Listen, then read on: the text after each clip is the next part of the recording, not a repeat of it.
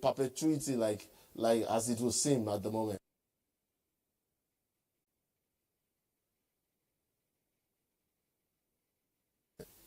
I think we need to set lines for this.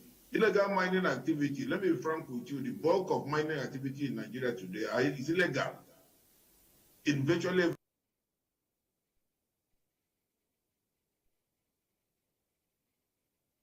every part of the country is totally illegal. We need to actually re-engineer the regulatory terms, the regulators,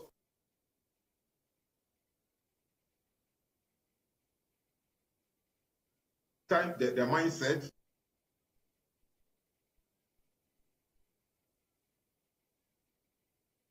as well as the mindset of even the miners, the illegal miners themselves.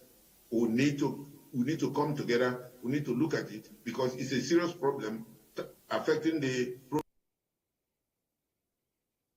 mining sector. The mining sector is supposed to be very crucial, especially with what is going on now with the oil and gas sector. We should begin to look deeply into the mining. The government is doing enough, but I don't think enough.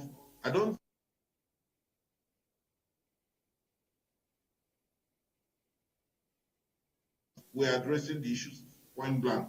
I must say here categorically, being in Anambra State, where at the moment the state government already set up a committee to reform the mining sector with me as chairman,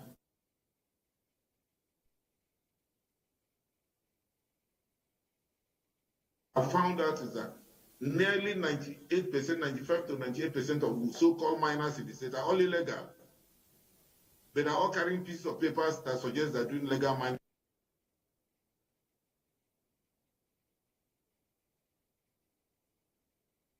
The insecurity you have even in the state and in other states in this country as a consequence of illegality of the mining activities, it becomes a source of revenue for criminals, becomes a source of revenue for people.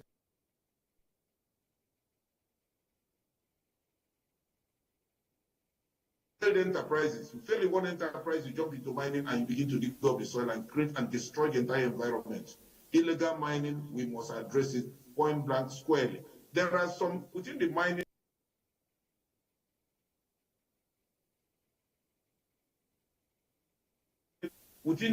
guidelines, there are certain things that are put in place to contain illegal mining. But the problem is, to what extent are they being implemented? To what extent are they being funded? There are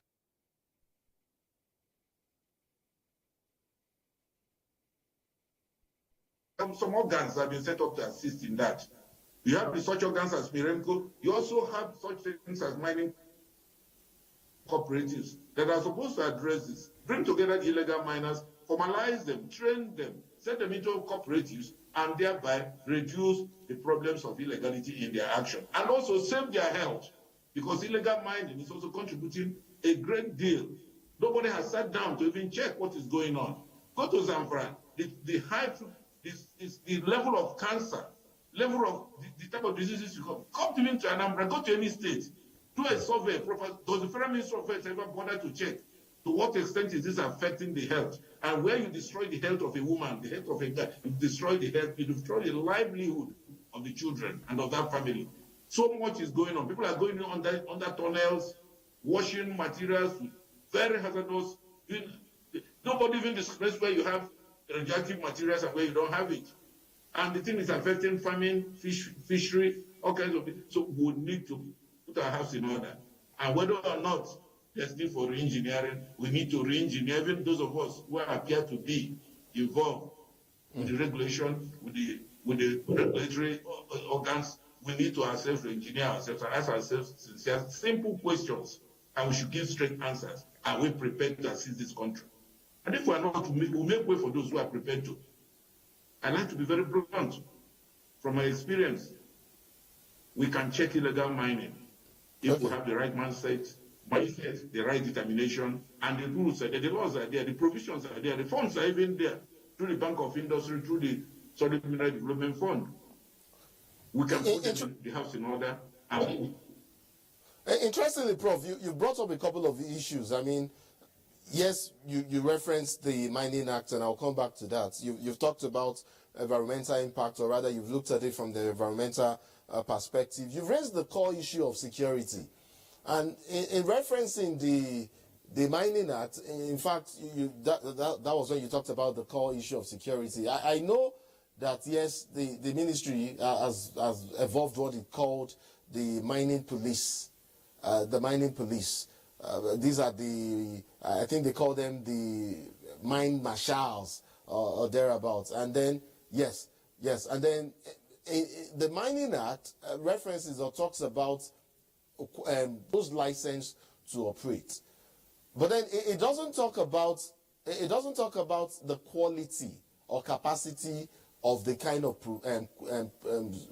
security to be provided for those licensed to operate. And you talk about Zamfara and the insecurity there. What kind of guarantee does the Mining Act provide, especially for those licensed or licensed miners, in terms of quality and in terms of dependability of that protection? Well, I think the key problem starts with first asking ourselves the question, who are the licensed miners? There are people who are carrying about briefcases with papers suggesting that they have licenses to mine. How were those papers acquired? We must begin to ask that question. Because if you want to today, you are setting up those police to marshal the state, to go around the state, to whom? For example, let me give you this. I always like to speak from point of view of experience. These mining police, as you say, where are they? Where are their offices? With whom do they coordinate? You see people roaming, you see where the environment is totally destroyed. You are carrying a piece of paper called a mining license, and you are destroying the environment, and then you expect the police to protect you to continue destroying the environment. This is where some states come in and say, no, we don't agree.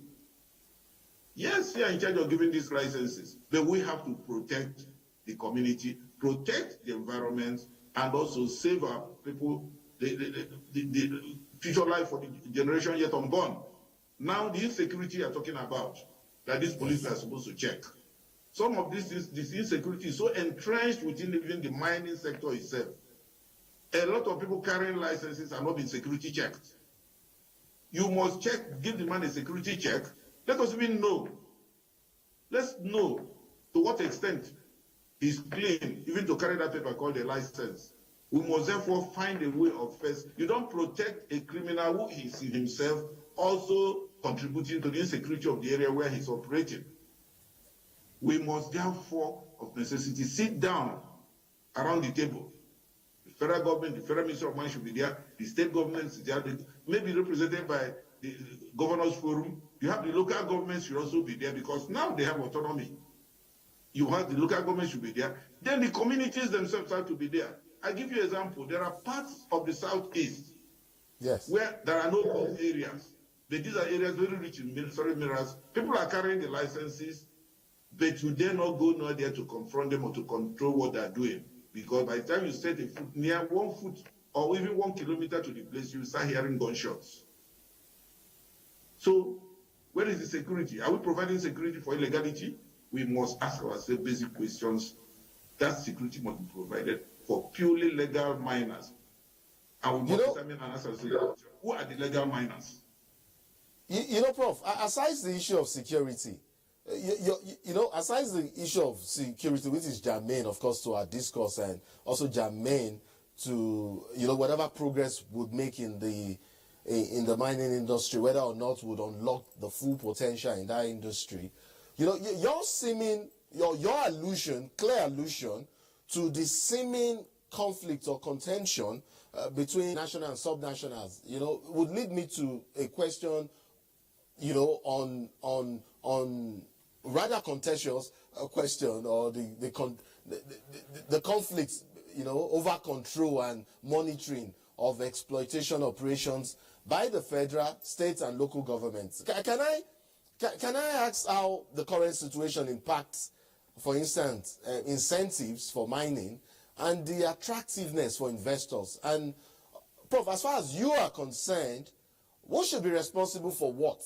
Whether in terms of delineation of duties, amongst the national and subnational and local governments, Take the issue of infrastructure, for instance, like when we would need roads, we need rail, we need power, Who takes what? Who is responsible for what, in your opinion? Or who should be responsible for what, at what level? Yes, I said the federal government working through the Federal Ministry of Solid Minerals Development has the responsibility, in fact, provided for in the Constitution, to oversee the extractive industry, petroleum and solid minerals inclusive. But to succeed in doing this, they must carry along the sub-nationals. By that I mean the states.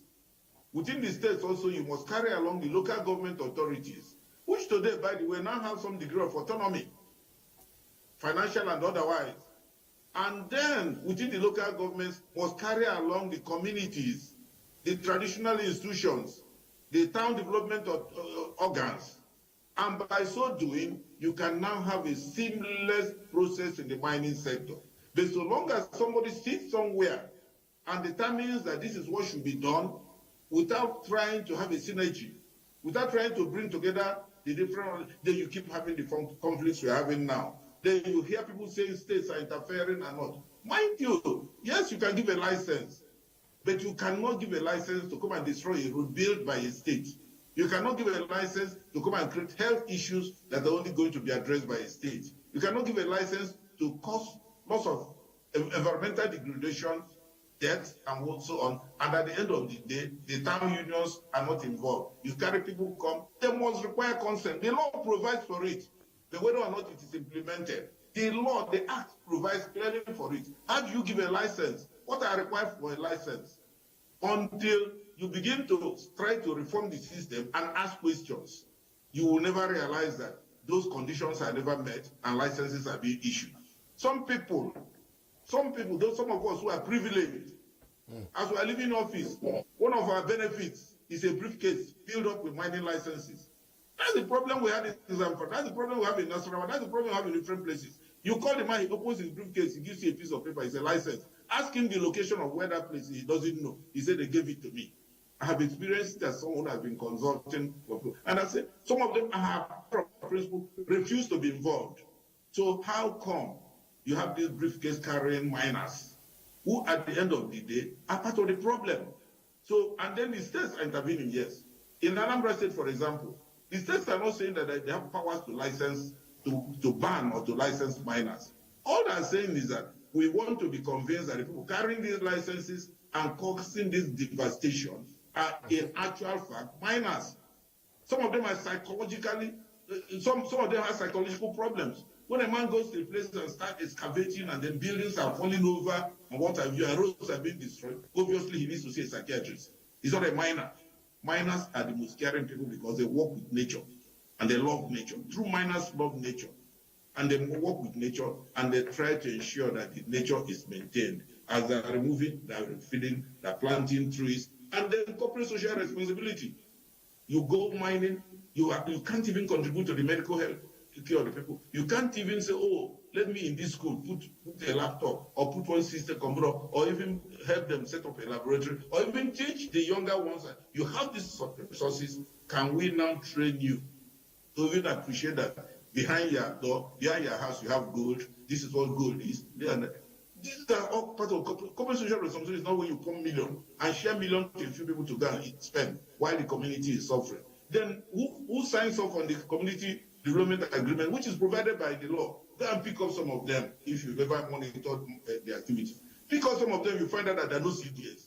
They're not. It's just a group of one family can bring 20 people and they sign up on behalf of the community. And the mines officer or what have you signs off on it and it goes up. As far as I'm concerned, CDS has been done. It has not been done. That's why I say all of us have responsibility to be really. So it is clearly a collective responsibility, or rather we would need a collective. If we're going to have impactful change, it has to be one that is a collective effort. Prof, considering all that considering all that you've painted, I mean the scenario, multiple scenarios that you've painted, how it stands currently?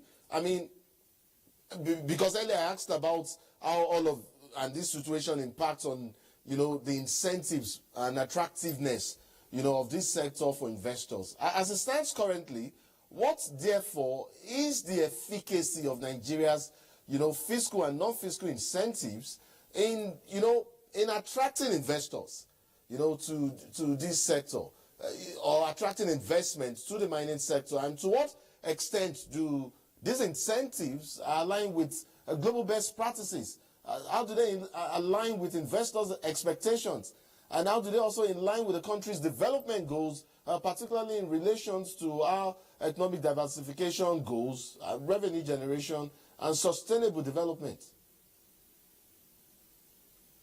I think the lack of synergy and the crisis that we have in the mining sector discourages investors.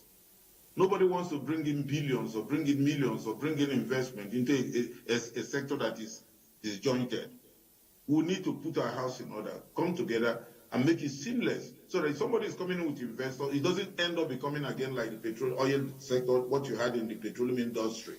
When basically we did not carry along the communities, we did not carry along the local government and so on. So you go there, you start finding a crisis of kidnapping, crisis of disruption of operations. If we do things right, as put in the Mining Act, we won't have any problem, and investors will come. My biggest problem, yes, you do the technology, gather the data, and when you gather the data and the man has collected the data and everything, and he's happy to, for example, move into Nasarawa State. Have you prepared the grounds in Nasarawa State sufficiently peaceful enough for him to move in there? Why? You need to do that. And the only way you can do that is to carry along both the state, the local government, the communities, the community, and the families, landowners, to say the least. And at the end of the day, it will be so peaceful, so organized. But at the moment, we don't have that. We will be telling ourselves a lie if we say we do. The problem is that there's this overbearing complaint. States are interfering. Have you found out why they are interfering? Most times they're not interfering in selfish interest. They are interfering in overriding public interest. The public interest of the state, which for every governor, the governor swears to maintain and sustain the integrity of the environment of his state, the health of the citizens of his state, and the well-being of his state, and peace and security of his state. So if an activity engineers insecurity, if an activity engineers poor health, engineers environmental damage, the degradation of infrastructure, because the roads are mostly built by the state, not federal government. Mining roads in this country are not federal roads, they're all state roads. When you are destroying those roads and you don't carry them along, they are bound to complain and they're bound to tell you, hey, wait a minute, you cannot continue. And that's what is going on now. And we need to come back and sit down. The next mining council should have a session. The next mining council, we were to hold it in Nasarawa State, but it was, some of us were already heading to Lafia when it was put up. We need to sit down and have a session and say, can we now discuss this? So that going back from mining... And Prof, sorry to butt in here. I understand that the Mining Council is now a big deal. I mean, compared to what we used to, or what obtained in the past. The Mining Council under the current administration is somewhat of a conference of just about every stakeholder in the sector. So it becomes a good place to table some of these issues, perhaps review some of the policies on ground, and resolve some of the issues. Is that right, Prof? Yes, that's what it should be, and that's the essence of that. That's supposed to be where we look at the different policies. That's where we should even generate any modifications, any amendments to the Act, and say, in the light of experiences and so on, shared experiences, we need to now do this. We won't sit down in an air-conditioned conference room somewhere and say we are modifying the Act. You must come to the conference, you must come to the Mining Council, and sit down with all stakeholders. Set up a group, a working team. That working team should by now be working, preparing for the council, and now present a report of what it has agreed. Take the states where active mining is going on, where there are these interventions, where you believe these interventions are taking place. Bring them all together, sit down and say, let's see now how we can move. The Mining Act provides for everyone to be a party, to participate. Prof, yes, I noticed... mining license. Prof, I noticed how you've played the devil's advocate for the states, for the subnational on this issue. I mean, you have not disguised that interest. but I'd like, in wrapping up our conversation, I'd like for us to talk about something else that I think is quite germane. And this is drawing from the MOU that we've signed with France for instance, and Yes. now I see that mining is not just an economic or not just for economic or social impact. It has what is now considered today as geopolitical significance. And of course, when I just talk, when I referenced Nigeria's MOU with France. So as we know, both countries have agreed to collaborate on research, on training, and Franco-Nigerian students exchange for knowledge and skills transfer. Yes, we need further technical and financial capacity development and support in the sector. And yes, again, the bigger players would help local players here in Nigeria learn how big mining is done and what the game is at that stage. But is that necessarily the best option to opening up an international mining corridor that allows smaller miners in Nigeria to operate at the level of big players, with access to the international markets and not, Prof? I think this country has enough, the right manpower. Yes. So what I'm saying is that, what I want to say is that, yes, it's fine to have a collaboration, to have agreements, multinational agreements signed up between presidents and what have you. But we must bring it down to earth and say, where and how does it fit in? Provided, you notice France, for example, they are being kicked away from Niger, Chad, and so on, where they were in total control of the uranium mines and so on. And then I do hope that it's not the same type of support they're giving to Nigeria, where you pay back by now establishing a monopoly of the assets of this country. It will not be good for us. They can, after all, we've always had foreign aids, we've always had the Commonwealth, we've always had all that. It has never become like an MOU for a sector where you virtually transfer control of the sector. Go and read that MOU very well. You find out that one way or the other, all we're saying is that we're transferring the entire contents of this sector to France. Little wonder, people started even saying that we now have French military bases in Nigeria. Well, the ministry has clarified that area, and even the government has said no such thing is happening, that what is happening is just, knowledge exchange and, some of the issues that I reeled out earlier, Prof. Yes. But we have to be careful. Indeed. Let's build from home. We have already trained enough. Let the people have trained. So what I'm saying is, we must not, all these jamboree of MOUs have been signed. As I said, all the MOUs have been signed in the past by this country, by Nigeria. To what extent has this changed the different sectors for which those MOUs were signed? Hopefully we begin to see the change that we envision and envisage with some of them, Prof. If, like you said, we're all still here. And we'll all still be here we'll all still be here to mark the score sheet, to give the score sheets and say, yes, it was okay. And all I want to say is that this country is blessed. We're endowed with human resources. We're endowed with whatever it is. Go outside Nigeria. Nigerians go from Nigeria as on offshore posts in the petroleum industry.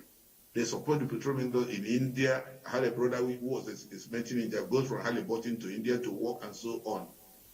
And then we don't need anybody to come to educate us. What you can do is to come work with us. There must be parity, equality, parity. Not to tell me now that you're bringing me knowledge, R&D. Yes, a lot of us have been traveling in and out of Nigeria to study. I did my PhD. Prof, we've lost the light there. It appears the people who own the public power supply have taken it.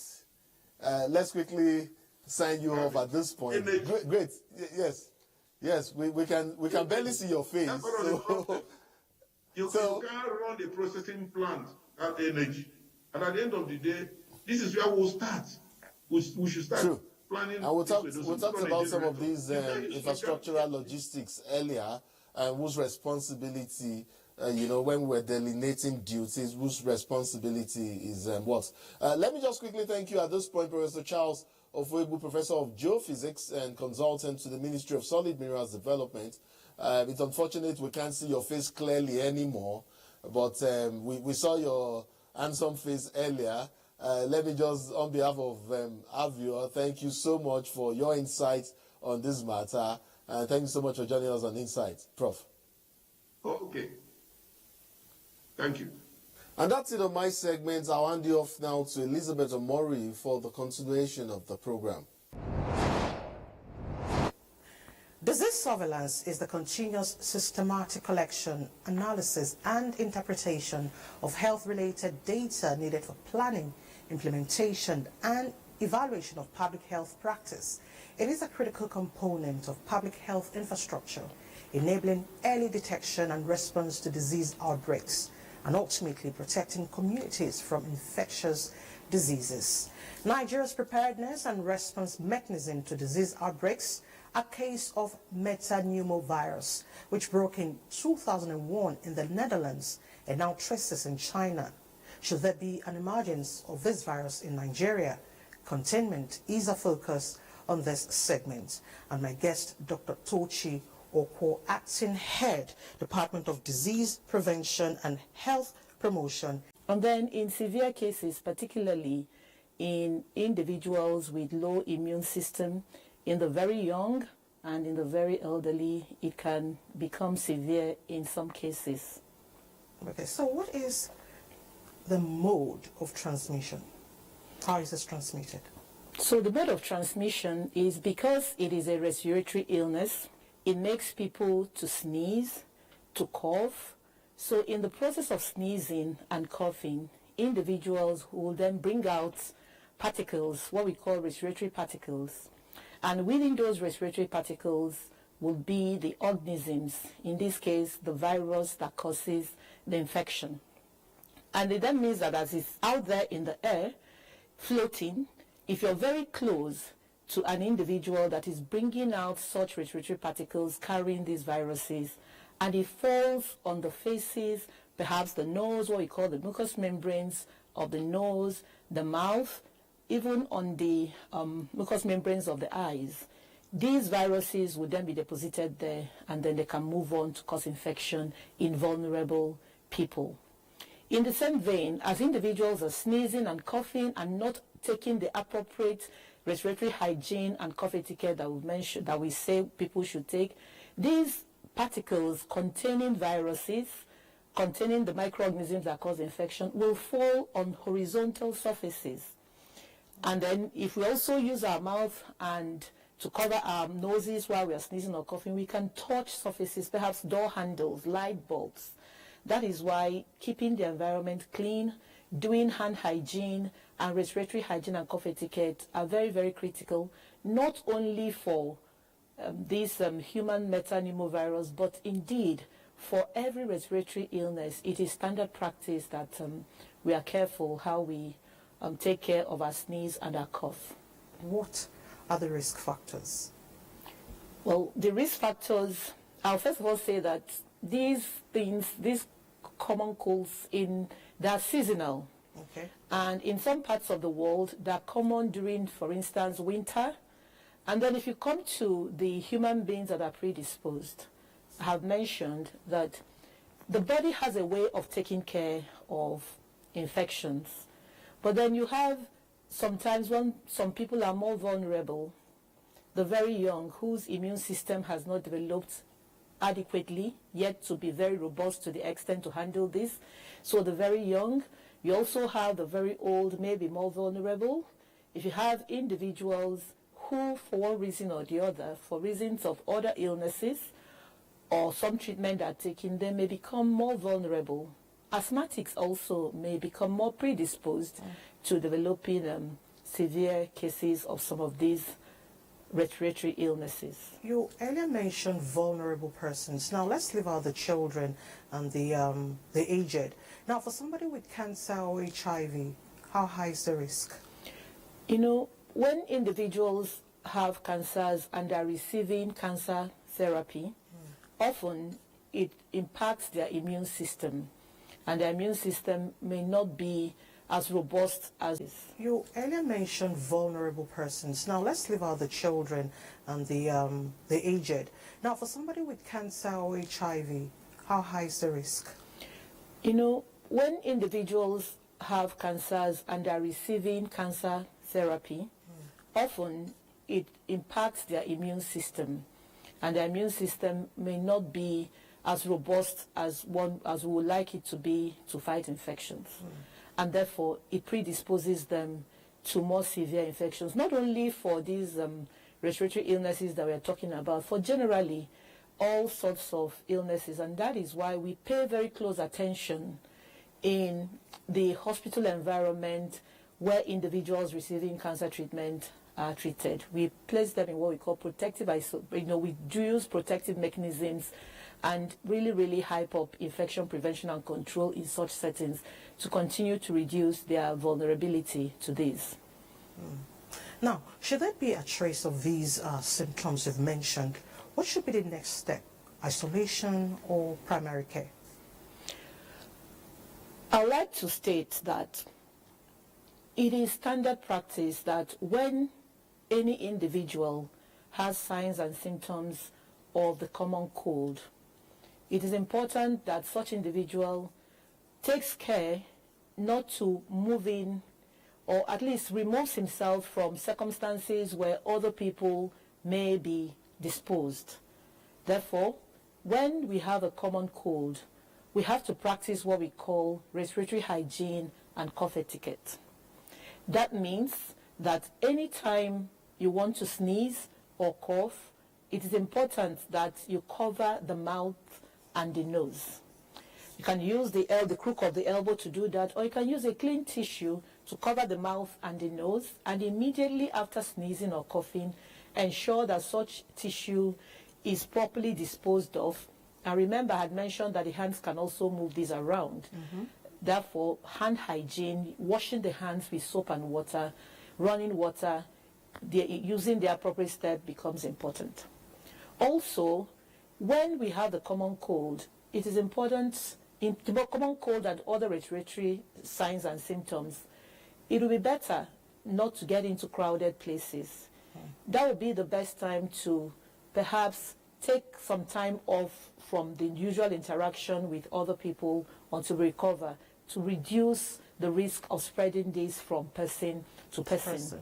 And it's also important to take care of the environment. These particles containing the organisms causing the infection can fall on surfaces.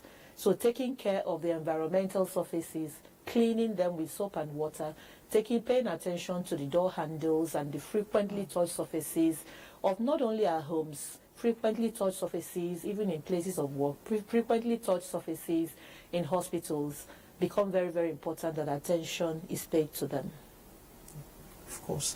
Now, before we talk about Nigeria's response mechanism to disease outbreaks or surveillance, what role does diet play in treatment? Diet is very important because the body has what we call the immune system. And the immune system is really what takes care of numerous encounters the body comes in contact with on a daily basis of organisms that have the capacity to cause infection. But diet, a well-balanced diet, helps to boost our immune system so the body can put up a good fight. So often our body does these things without even us knowing that our body has been at war with these disease-causing organisms. So it is usually those ones that that the body is not able to take care of fully, that we even begin to see that will come out as signs and symptoms of infection. And so a well-balanced diet gives us a very good fighting chance to take care of these organisms. It also ensures that even if we have symptoms, that we will not get into very severe symptoms. So diet is very critical for fighting every form of disease. For fighting every form of disease. Okay, now let's talk about disease response. What is it like in Nigeria in terms of surveillance? Okay, so Nigeria has a surveillance system. It is part of the work that at the NCDC, the National Public Health Institute, does in collaboration with all the relevant agencies and partners. So on a daily basis, there's a whole system in place to continue to keep watch over the country, to pick out when things are going wrong. That would be the simple way I will put it. There are some diseases that we know we run the risk of on a regular basis, and through our disease surveillance and notification system, we have put in place mechanisms to, on a daily basis, continue to watch for those things. But we're also mindful that there may be situations where some things we are not watching for, some new circumstances may arise that will demand that we also do surveillance. And that is where we have pillars in place. We have mechanisms where if we get alerts going on in other parts of the world, we have a system in place where we can quickly do what we call a dynamic risk assessment. And what that means is that we quickly assess the situation by pulling together experts, looking around what is happening around the world, and using it to begin to get some idea of the risk we run as a country.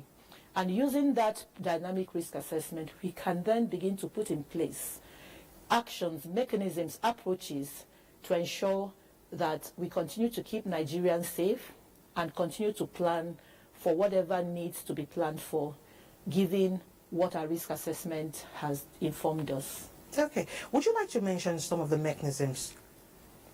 Would you like to highlight them first? Yes. Some of the mechanisms will be, first of all, as we are currently doing, we want to continue to bring to Nigerians the right type of information to allay anxiety and make sure that everybody understands the state of affairs as much as we know them.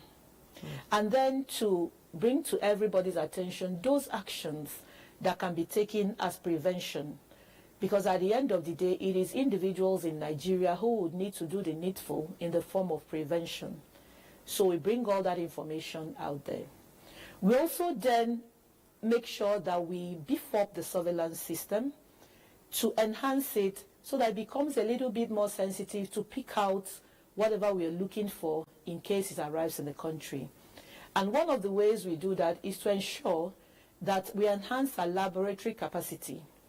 Nigeria, through our public health lab system and national reference lab system, we constantly are working to ensure that we have the capacity to detect these organisms of interest, both the ones you're observing routinely, but also that we continue to work on our capacity to quickly develop whatever needs to develop in terms of capacity and scope and scale to pick up in case there's any new thing we need to be looking out for. So those are some of the ways we do that. We also collaborate with different agencies to bring in their expertise, and then we address this as one country. What about the airport and our borders? Nigeria has a good port health services system that's there, and we all work in collaboration at the national level.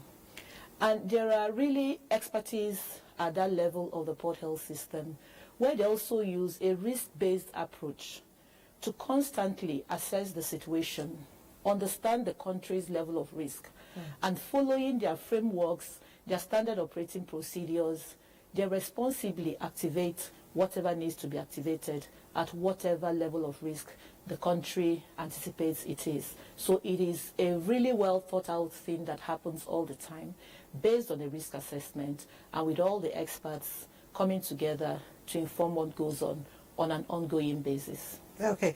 With porous borders, people just strolling in and out of countries, but the border is an important place. That point of entry is very important. What is NSCDC doing at the borders? There's an organized approach to this. But basically, it is the remit of the port health services, and we're all working in collaboration, coming together, assessing the risks, and then all the relevant departments of government then go ahead to activate or tighten whatever needs to be activated or tightened. But currently, there are no known vaccinations, but efforts are underway to quickly come up with vaccines. This is really not a local problem. It's the whole world is working together. All right. Now, as a medical practitioner, give us final tips to staying healthy generally. Prevention is really, really very important. And keeping the hands clean, as simple as that sounds, is critical because it is hands that will pick up something from one part of the body, from one part of Nigeria to you, to the vulnerable part of the individual. I would also like to emphasize that we really need to pay attention to our school health services. School health, let's catch them young. Let us give our young ones the proper health education. So communal hygiene, environmental hygiene, personal hygiene, and then in the hospitals must continue to make sure that we have well and robust infection prevention and control practices to keep not only health workers safe, but also to keep the individuals and communities that these hospitals serve safe. Dr. Tochi Oko, I want to thank you so much for joining us on Insight this week. Thank you for enlightening us. Thank you very much. Thank you. What are we doing as a nation to first of all settle our teeming populace, especially the NTA's political package with a third eye on the nation's political scene? I am Fisa Ogunfuyi. Welcome. You have to be very careful giving space to people who are obviously sponsored to further the agenda of some other groups. There's a lot of questions. A lot of questions in your closed door sessions. Some of these issues, some of the problems bedeviling their In fact, between June 1st and July 17th, 19-point-something billion has left the coffers of the NDDC. I can say my constituency, they need everything because we don't have anything.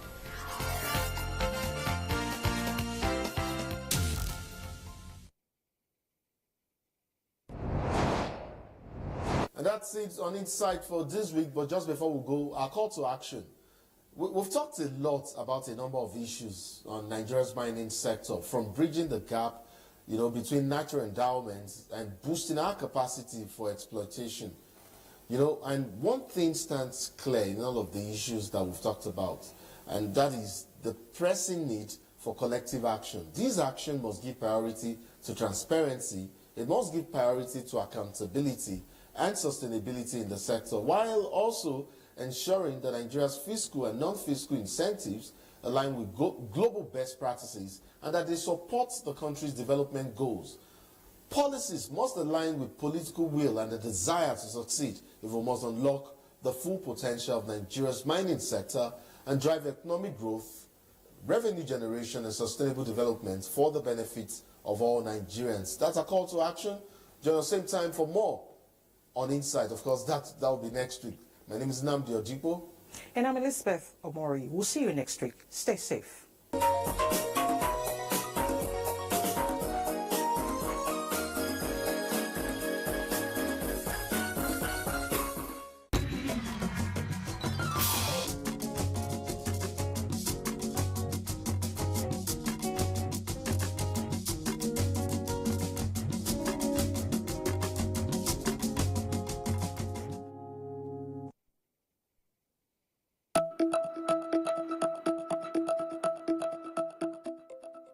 Sao Tome and Principe, officially the Democratic Republic of Sao Tome and Principe, is a twin island nation found on the equatorial west coast of Africa.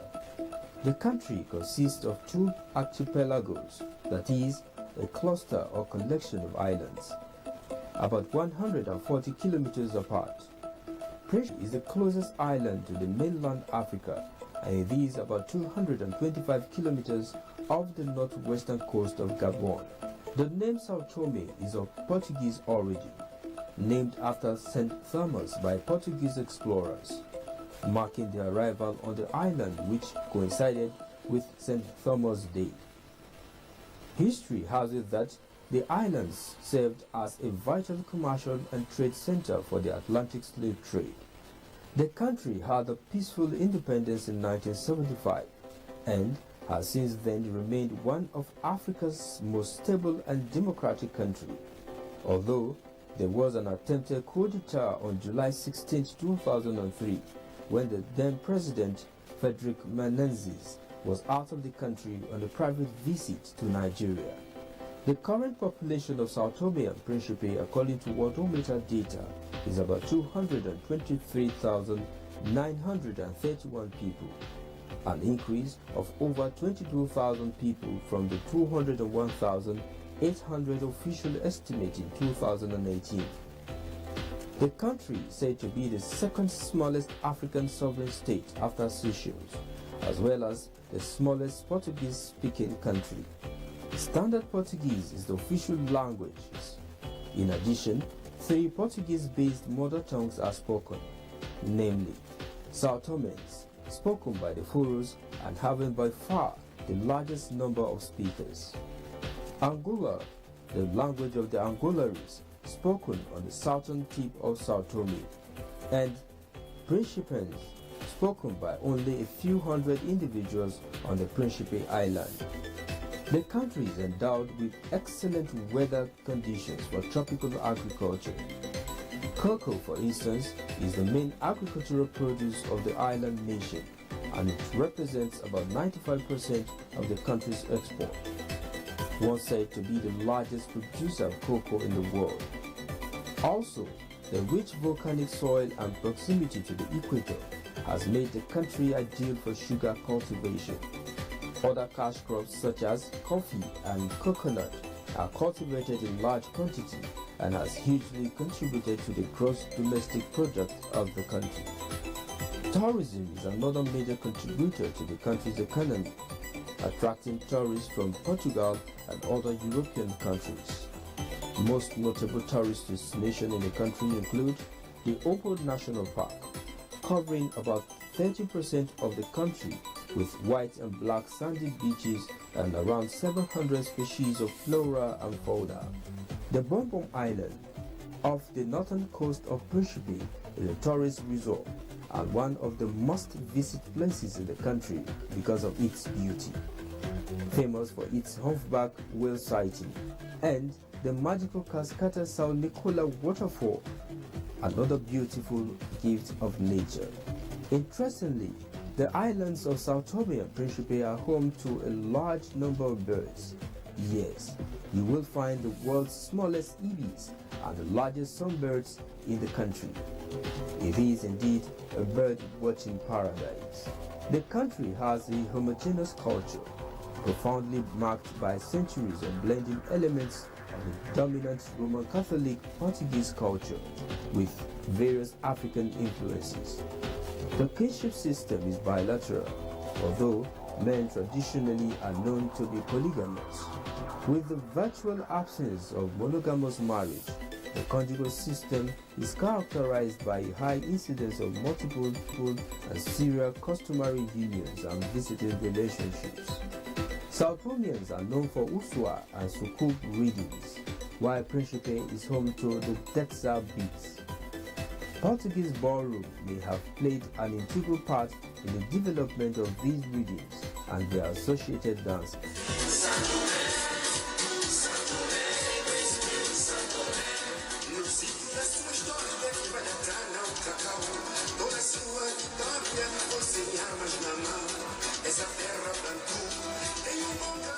Chiloli, for instance, is a musical dance performance that tells a dramatic story of Sao Tomians. And the Danko Congo is similarly a combination of music, dance and theater.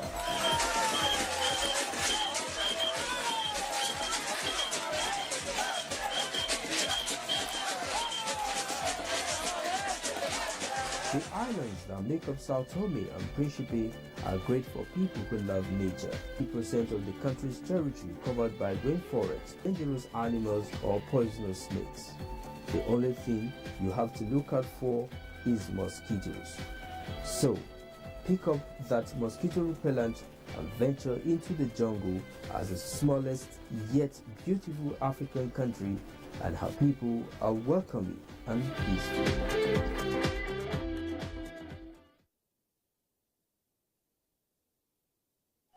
Let's learn about words and sounds. Words and sounds. Words and sounds. Let's learn about words and sounds. Words and sounds. Words and sounds. Yay! Words and sounds. Today we're going to learn about words and sounds with Akili. Akili, Akili, Akili, Akili.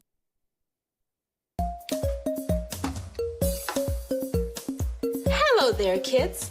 My name is Teacher Paulina, and today we're going to learn about words and sound. Parents, caregivers, we're going to need you too. Kids, are you ready? Is there somebody big in the house wherever you are with you? mommy, daddy, granny, sissy, big brother, or anyone? Call them. We're going to have some fun today as we learn about words and sounds. Are you ready? Yay! In today's episode, we're going to learn how to identify and segment syllables in a word through our sound song. You might sound silly, but actually, songs like these help build the foundational skills that children would need to learn.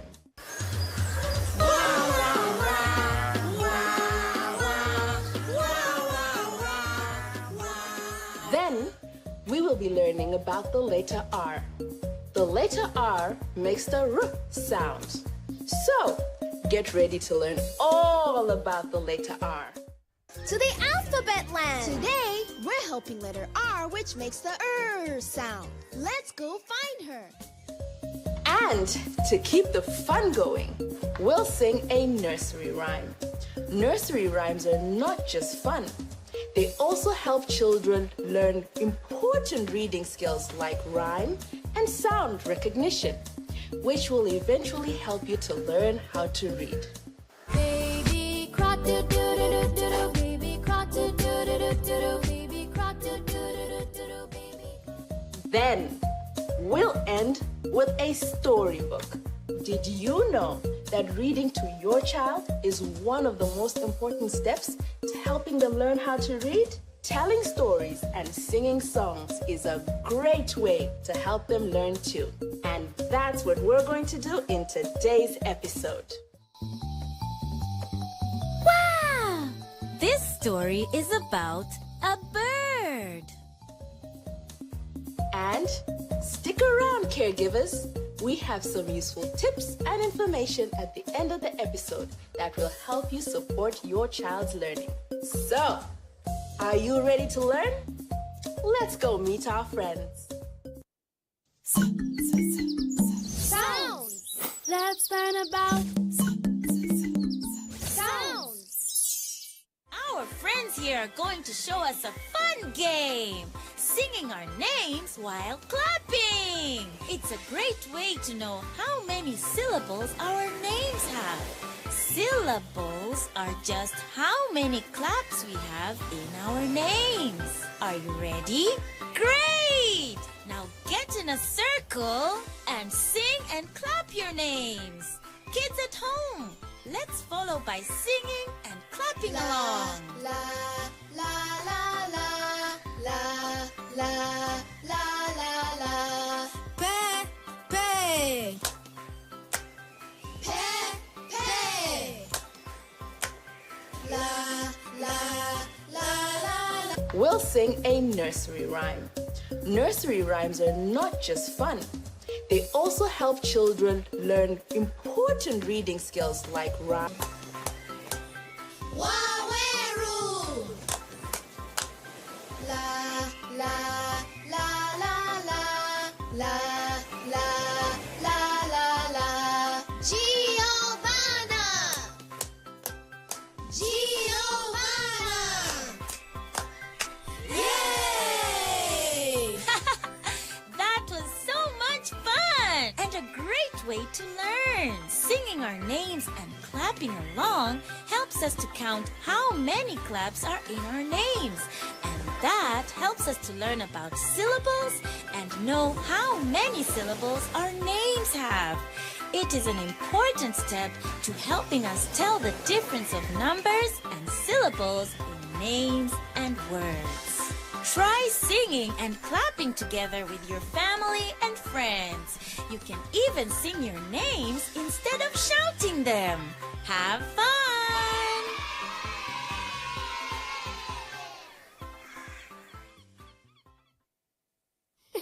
Hey there, friends. What time is it? It's time for the alphabet. A is for Achille, Achille. B is for baby, bush baby.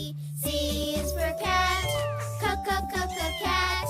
D is for dance,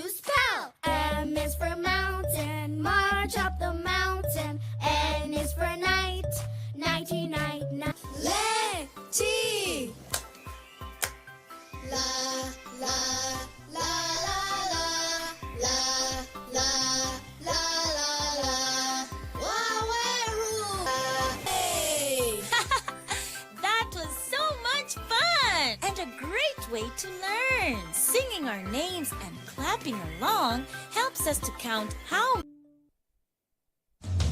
Rocking with the letter R. Letter R is a rock star. The letter R will rock with. Icky is for kite. Kites.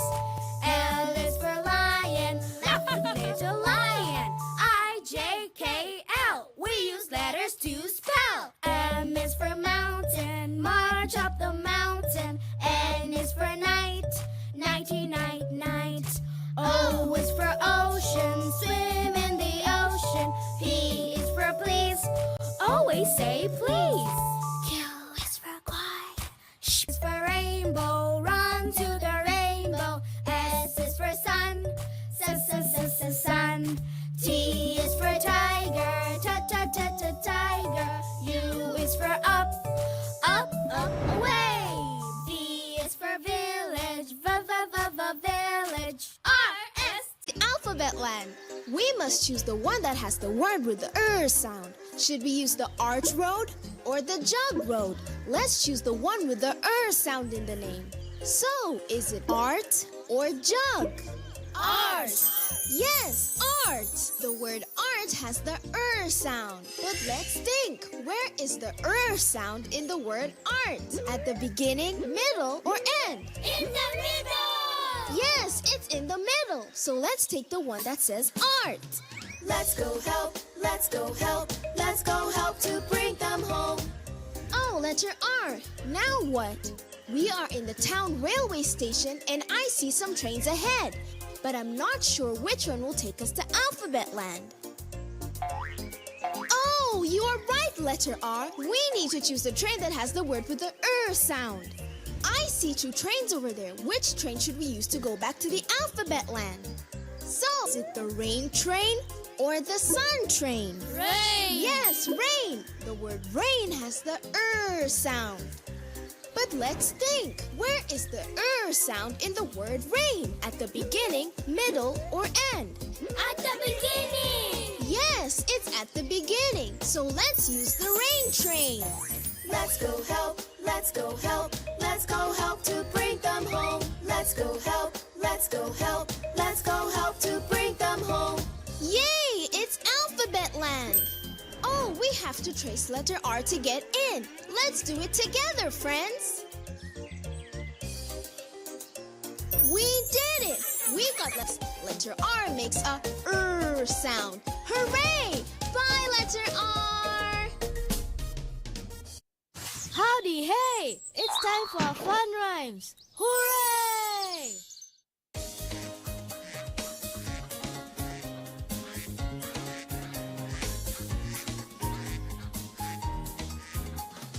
Look at the little ducklings, they love swimming and kicking with their feet in the little pond of the garden green. Look at the little ducklings, they love swimming and kicking with their feet in the little pond of the garden green. They like calling out quack, quack, quack, quack, quack, quack, quack, quack, quack, quack, quack, quack in the little pond on the garden green. They like calling out quack, quack, quack, quack, quack, quack, quack, quack, quack, quack, quack, quack in the little pond on the garden green. They like to walk around with no shoes on their feet, no shoes on their feet in the little pond on the garden green.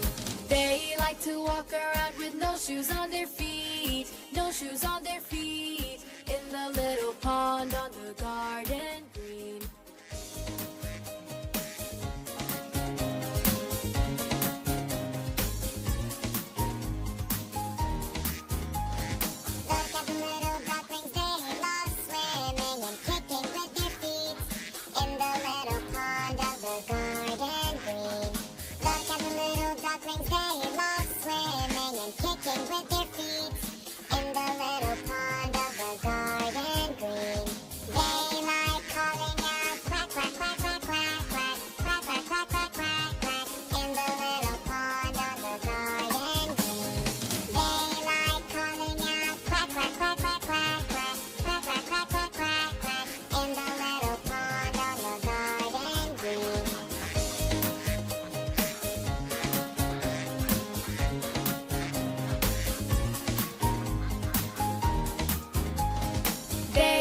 like calling out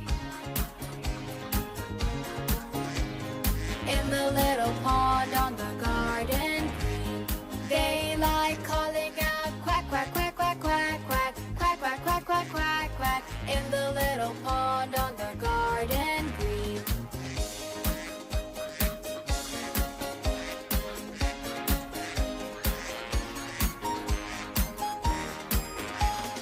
They like to walk around with no shoes on their feet, no shoes on their feet, in the little pond on the garden green. They like to walk around with no shoes on their feet, no shoes on their feet, in the little pond on the garden green.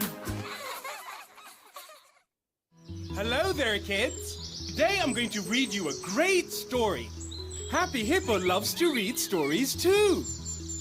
Today's story is Happy and Sad. Akili, when you smile and laugh, how do you feel? Asked Little Lion. Happy, said Akili. What makes you happy? Asked Little Lion. I'm happy when I skip and sing, do cartwheels, and sit on a swing. I am happy when I swim and play in the sand, catch a crab and do a headstand. But sometimes I see your smile has turned into a frown and you are crying. You're not happy. How do you feel then? Asked Little Lion. Sad, said Akili. What makes you sad? Lion. I think happy thoughts, like how much I love the sun and moon. I think happy thoughts, like how much I love the sun and moon. They simply chase my sadness away. The end. Did you enjoy that? Until next time, bye!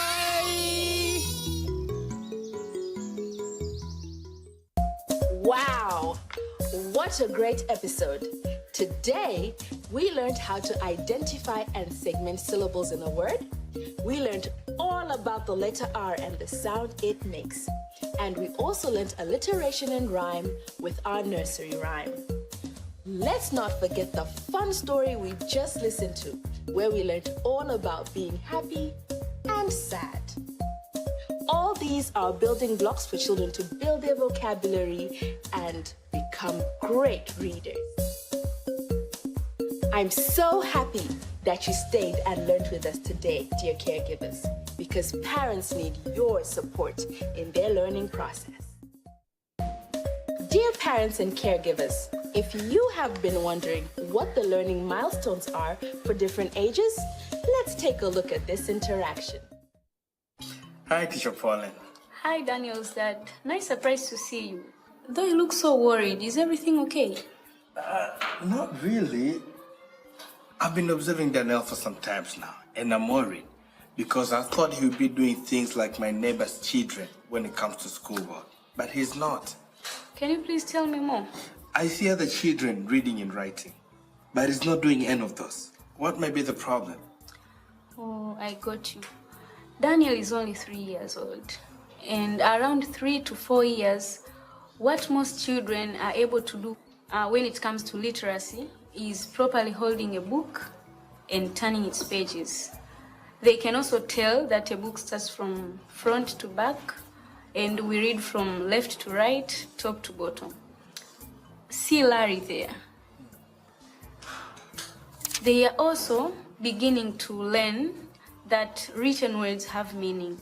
What that means is they start to learn that the words they see in books have meaning because we read to them. At this age also, they can recognize some alphabet letters or letter sounds. They can pick out and mention words that rhyme together and familiar words like their names and letters on their names. Oh, what about reading and writing? Those comes at later years, but it may come earlier for some and later for others. Children are different and develops at their own pace. Some will get it today and some will get it tomorrow, but they all get there. Daniel is doing very well. He loves listening to stories and telling others stories. He can even say what sound starts in his name. He also loves rhymes and can say some rhyming words. He surely is doing very good. Thank you a lot for telling me this. I worried a lot when I compared him to other children. But I'm glad to know that he's doing great. Sure, he's doing very great, but remember always that children grow at their own pace, just like flowers. As long as we support them, they'll do good. Thank you again. And since it's already home time, I just go with him today. No need for school bus. Sure, it's okay. You can just take him. Thank you. You're warmly welcome anytime. Have a good day. Thank you. The same to you.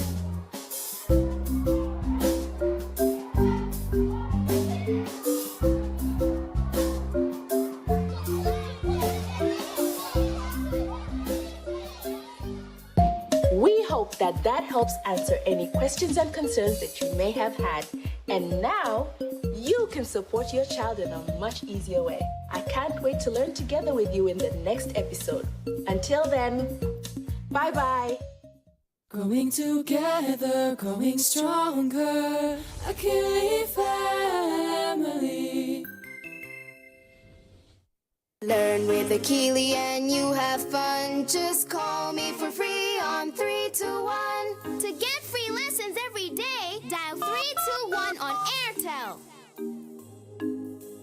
Hi, I'm Akili. Let's learn together with Lesson 1. Meet Akili, a 4-year-old who lives on the foothills of Mount Kilimanjaro. Every night, Akili falls asleep and is transported to the magical world of La La Land, where she makes friends, learns to speak English, and develops her numeracy and social-emotional skills. Please support Akili. Share the show and Akili's YouTube channels with all your family and friends. Bring your kid closer to learning how to read with the Spelling with Akili app. By helping Akili arrange letters into words, your little one will quickly learn the connection between letters and their sounds. And start to identify words. Designed with kids in mind, your child will learn how to spell over 100 words, improve hand-eye coordination, become resilient by trying until they succeed, play and learn independently. With 16 levels, from easy to challenging, your kid will always have new words to discover and never get bored.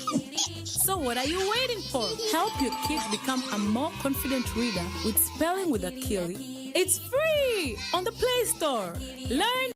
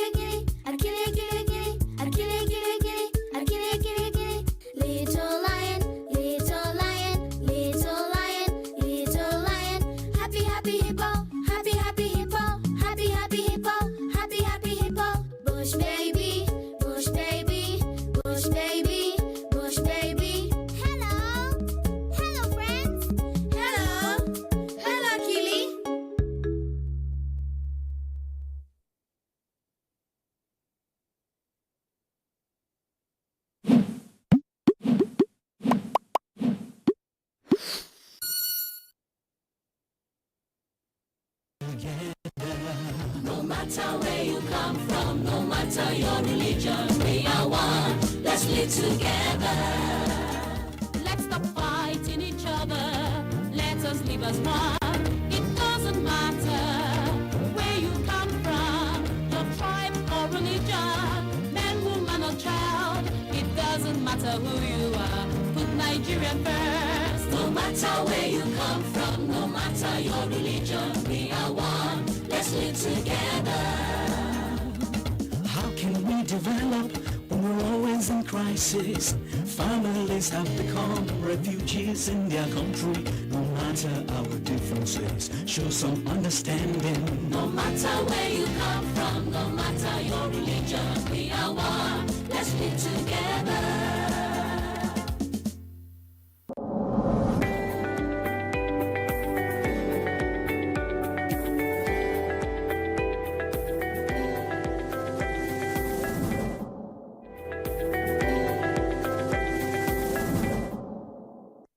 We can change the narrative about Nigeria. You know, when people talk about Nigeria, they talk negatively about it most of the times. So it's the role of the filmmakers to now bring that positive side of Nigeria for the world to understand that Nigerians are more than the negative information they used to get. And we can do that digitally, because in those days, you know, you have to communicate or go for lectures for people to understand where you're coming from. But now you have these platforms. Everything you have can go on these platforms. People will see globally. Look at Nigeria on Netflix. It's doing really very well.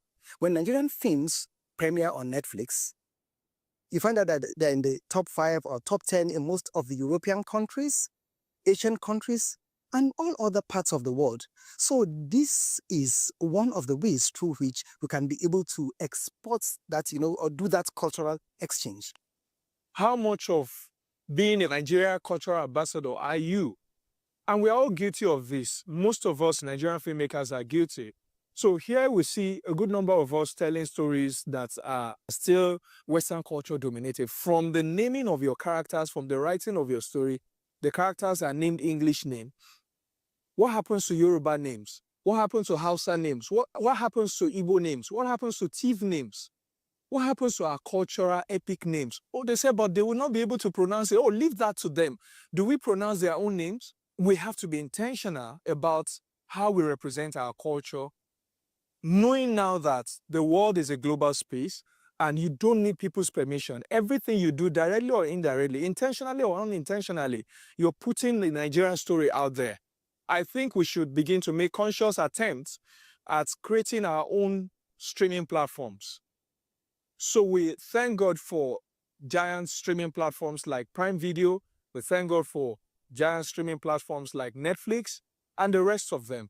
But what happens if today or if tomorrow we come up with our own Nigerian Netflix?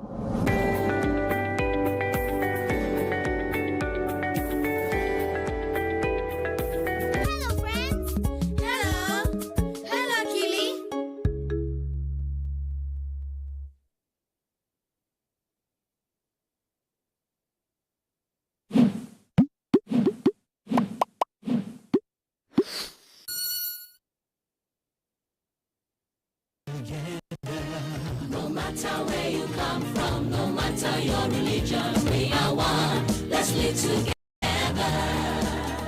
Let's stop fighting.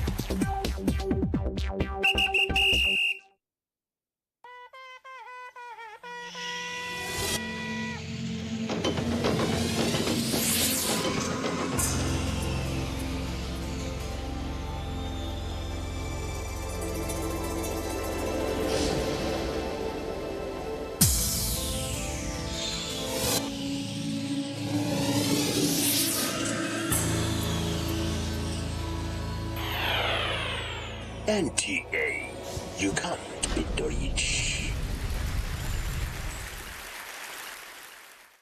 The mosaic of time in the kaleidoscope of life. Time is a masterpiece.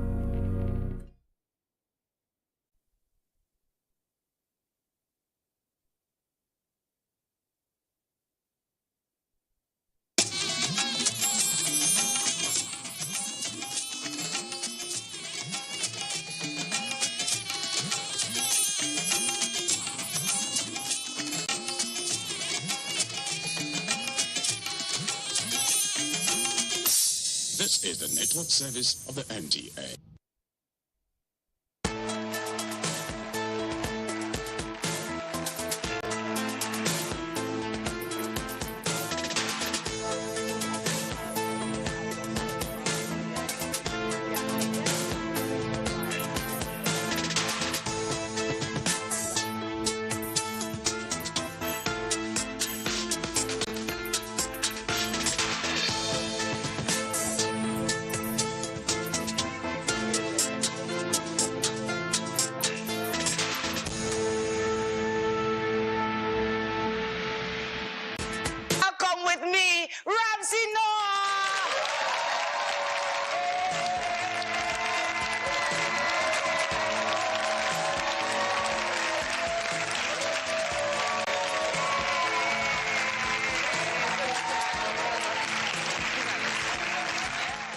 recently directed a movie, Living in Bondage, and I mean, I've watched it. Beautiful, beautiful, beautiful. But I noticed that was your first time, and which is quite unusual. You know, the norm around here, most times, you know, once an actor is doing so well, before you know it, you hear, oh, she has released her own movie, or he has released his own movie. Yes. It took you about 20 years for us to hear you take up that title, director. Why did it take so long? I want to get to that point when you go to the cinema to only just watch Nigerian films. You understand me?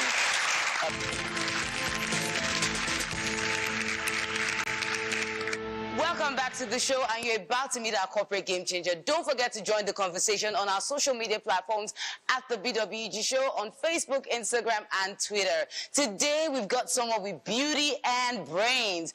Pearl Izokwe is the Director for Governance and Sustainability at Sahara Group Limited. She's a qualified solicitor and member of the Law Society of England and Wales. She has since built a strong and reputable career around corporate law and governance while working within UK and Nigerian corporate structures. Welcome to the show with me, Pearl Izokwe!